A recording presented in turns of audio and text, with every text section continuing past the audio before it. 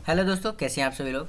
तो दोस्तों, आज के दिन जो 5 मार्च हमने ट्रेडिंग किया और ट्रेडिंग करने के लिए सेटअप्स हमने चेक किए यहाँ पे। तो वो सेटअप आज जो है हमने बैंक निफ्टी पे ना करके हमने जो है एचडीएफसी बैंक को चुना और यहाँ पे हमने ऑप्शन ट्रेड के लिए देखा यहाँ पे। तो सबसे पहले जब मार्केट ओपन हुई उससे वहाँ से हमने देखा और आज ही के चार्ट पे हमने फोकस करके ये सारी चीज़ें जो है एग्जीक्यूट की। तो ये जो वीडियो है एजुकेशन के पर्पज़ से ओनली। तो यहाँ पे कोई बाय टिप कॉल नहीं है, बाय के लिए सेल के लिए कोई टिप नहीं है, कोई कॉल नहीं है। ठीक है, तो हमें सीखने के लिए बहुत ज़रूरी होता है। अगर हम सीखेंगे तभी हम अर्निंग कर पाते हैं, क्योंकि टिप में कॉल पे अगर आप बाइंग ट्रेडिंग करते हैं तो बहुत ज़्यादा लॉस होने के चांसेस होते हैं। रेयरली होता है कि भैया आपको प्रॉफिट आ जाए, और अदरवाइज चांसेस होते हैं लॉसेस के। तो आपको क्या है कि बता दिया किसी ने, आपने एंट्री कर लिया, आपको पता चल नहीं रहा कि एंट्री कहाँ करनी है और एग्जिट कहाँ करना है, तो आपको दिक्कत हो जाती है। तो यहाँ पे ये देखिए हमने क्या किया कि सबसे पहले जो है मॉर्निंग में जैसी कैंडल ओपन हुई हमने चार्ट लगा लिया और चार्ट को हम सिर्फ देख रहे थे। हमने कुछ नहीं किया, सिर्फ यहाँ पे पेशेंस बहुत ज़्यादा ज़रूरी है चीज़ों को देखने समझने के लिए। तो हम सिर्फ देख रहे थे और देखते हुए हमने ये 5 मिनट की कैंडल पहले क्लोज हुई, फिर अपसाइड में जो है 2 कैंडल बनी, फिर वहाँ से नीचे की तरफ मार्केट आया। तो यहाँ पे हमें इस तरीके का कोई ऑप्शन नहीं दिख रहा था जहाँ से हम एंट्री बना सकें।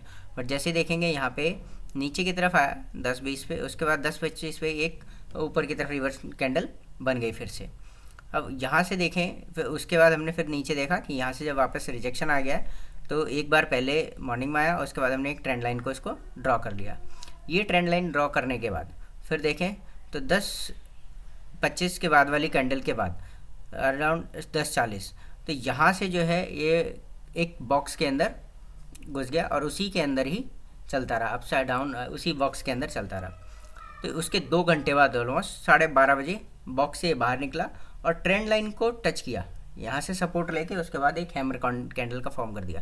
तो हैमर कैंडल जो होती है, अगर आप देखेंगे तो हैमर कैंडल रिवर्सल को बताती है कि यहाँ से अब रिवर्सल हो सकता है मार्केट। उसके बाद जो है ग्रीन कैंडल, जो कि अच्छी ग्रीन कैंडल बन गई और इसके ऊपर ही क्लोज हो गया और बॉक्स के अंदर क्लोज हुआ। तो यहाँ पे हमें जो है ऑप्शन मिल गया कि ये वाला जो सेक्शन है यहाँ पे हम एंट्री बना सकते हैं।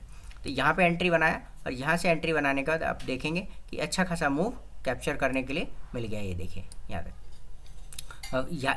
यहाँ पे ये बन गया। अगर इसके बाद भी अगर किसी ने ट्रेड करना होगा, मान लीजिए जो लोगों को एग्जिट करना है यहाँ पे एग्जिट करके, और जो होल्ड कर सकते थे उन्होंने होल्ड किया और यहाँ तक अपना खासा प्रॉफिट बुक कर सकते हैं।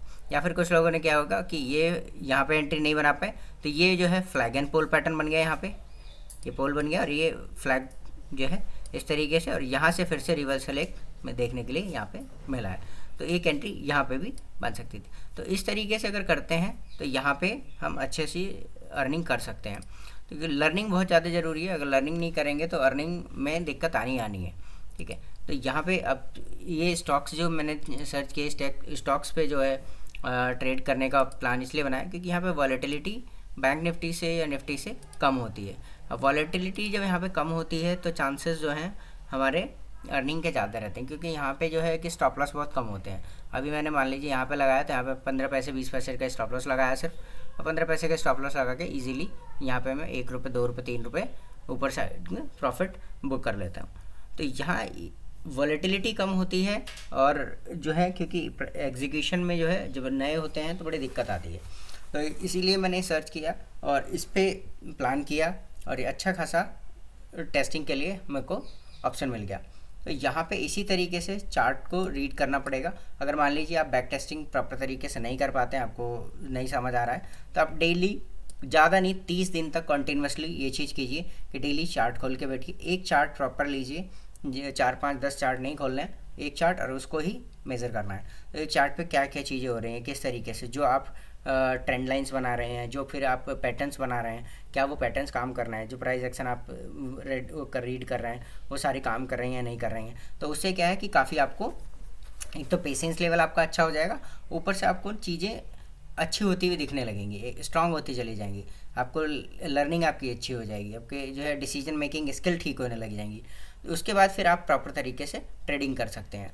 और इस तरीके से शुरू के 30 दिन इसको फॉर्म करते रहिए और पेपर ट्रेडिंग करते रहिए आराम से। तो इससे लर्निंग के लिए बहुत बढ़िया रहने वाला है। और स्टॉक्स पे अगर आप करते हैं तो बहुत ही आराम से और इजीली कर पाएंगे। और उसके बाद फिर बैंक निफ्टी आप जब एक्सपर्ट हो जाते हैं तो कहीं भी ट्रेडिंग कर सकते हैं। तो मैं तो पर्सनली यही कर रहा हूँ। तो स्टॉक्स पे ट्रेडिंग जो है मैं बैंक निफ्टी पे भी करता हूँ थोड़ा, बाकी जो है मेजरली जो है इसको जो है अभी HDFC बैंक ले लिया, कभी टाटा मोटर्स हो गया या फिर ICICI बैंक हो गया, तो जिनके इनके ऑप्शंस बाइंग सेलिंग होती है उसमें यहाँ पे मैं कर लेता हूँ। तो यहाँ पे मुझे प्रॉफिट मार्जिन भी कम होते हैं बट लॉस के चांसेस भी कम हो जाते हैं। बट ये है कि पेशेंस जो है यहाँ पे भी ज़रूरी होता है। अगर ऐसे ही और सीखते रहना चाहते हैं तो आप चैनल को सब्सक्राइब कर लीजिए ताकि आने वाली वीडियोस आपको मिलती रहेंगी। लाइक ज़रूर कीजिए और सब्सक्राइब कर लीजिए, ठीक है, और शेयर ज़रूर कीजिए ताकि औरों को भी इसका बेनिफिट मिल सके। अगर आप शेयर मार्केट में नए हैं और इन्वेस्टमेंट करना चाहते हैं तो आप एंजल पे अपना अकाउंट खोल सकते हैं, लिंक डिस्क्रिप्शन में दिया हुआ है, वहाँ से जाके आप अपना अकाउंट खोल लीजिए और इन्वेस्टमेंट की जर्नी स्टार्ट कर लीजिए। Thank you.